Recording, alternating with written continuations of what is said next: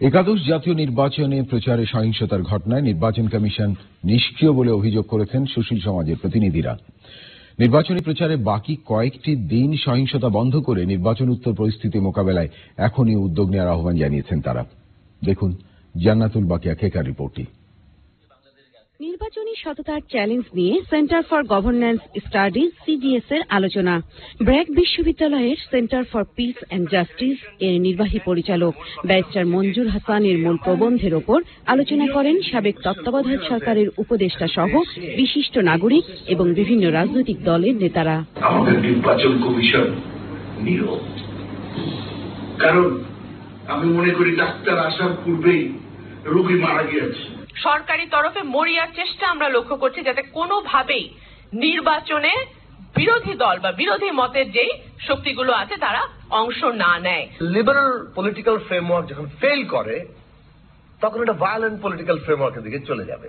Management rules ভায়োলেশনের কথা উল্লেখ করা হচ্ছে, এটা কোনোটাই সম্ভব হবে না যদি there is no transparency in decision making, এক নম্বর, and there is no accountability. বক্তারা বলেন নির্বাচনী প্রচার ঘিরে বিভিন্ন সহিংস ঘটনা ভোটারদের ভোট কেন্দ্রে যেতে নিরুৎসাহিত করবে।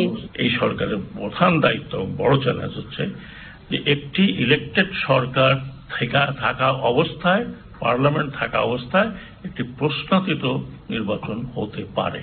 এমন নিয়ম আমি কেন দাবি করব যেটা আমি পালন করতে পারবো না, যেখানে শত শত মিডিয়া থাকবে, শত শত জনগণ থাকবে, ভোটার থাকবে, সাধারণ মানুষ থাকবে, এবং নির্বাচন কমিশন কি নিশ্চিত করতে পারবে যে এই মানুষগুলো মোবাইল নিয়ে ঢুকবে না?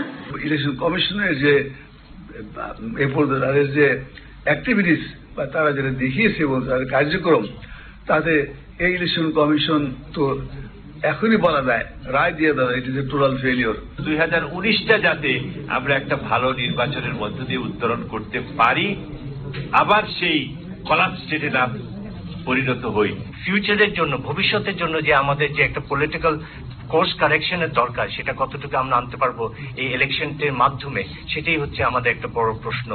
চ্যানেল আইয়ের তৃতীয় মাত্রা অনুষ্ঠানের সঞ্চালক জিল্লুর রহমানের সঞ্চালনায় বক্তারা বলেন নির্বাচনকালীন সততার নিশ্চয়তায় সবার জন্য লেভেল প্লেইং ফিল্ড তৈরিতে রাজনৈতিক দল, রাষ্ট্র এবং সরকারের দায় রয়েছে।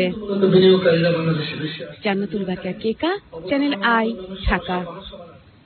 ভোজের খবরের শেষ দিকে আমরা এক নজরে আরো একবার দেখে নিই আজকের দিনে ভোজের প্রধান প্রধান খবরগুলো। 21টি অঙ্গীকার করে আওয়ামী লীগের নির্বাচনী ইশতেহার ঘোষণা।